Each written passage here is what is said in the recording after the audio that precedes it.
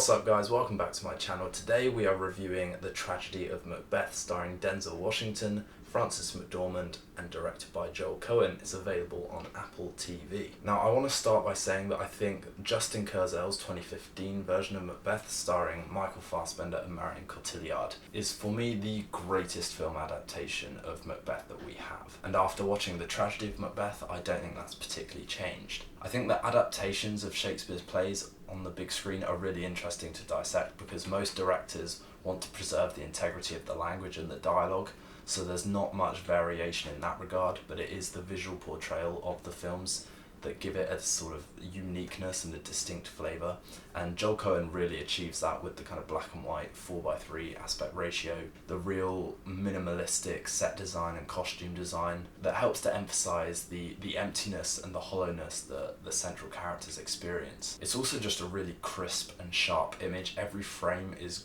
gorgeous, every wrinkle on a character's expression is fantastic, and it is just beautiful to look at. I think that Shakespeare's tragedies are only as good as the actors inhabiting the main roles. I certainly don't think that a more aged version of Macbeth and Lady Macbeth works as well as a kind of younger, more maturing war leader. I definitely don't think that the performances in this film were particularly engaging or refreshing. They weren't very accessible. It was quite emotionless, which was probably a deliberate creative choice made by the directors and the actors, but I don't think it particularly worked. It really didn't allow you to access the characters or kind of engage with them. And I certainly was expecting a bit more from such powerhouse actors as Denzel Washington and Frances McDormand.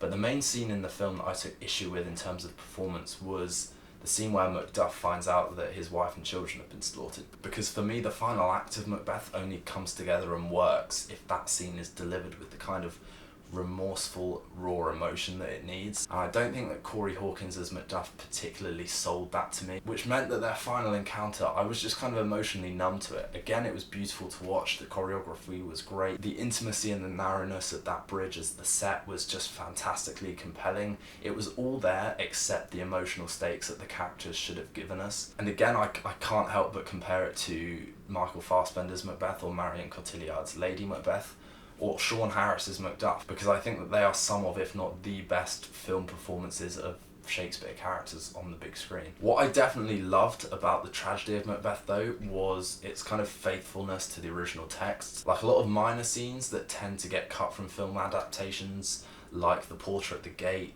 or Lady Macduff's conversation with her son, they were kept in, which added something to the play simply by being faithful to it, I suppose. And the other thing that I just loved was the way that Joel Coen interpreted the witches.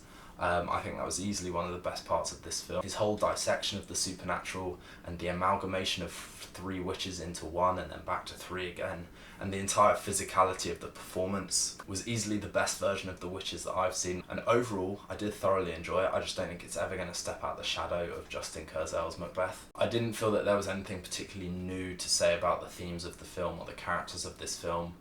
And so few of the performances captivated me in terms of the delivery of the dialogue. It didn't feel particularly naturalistic.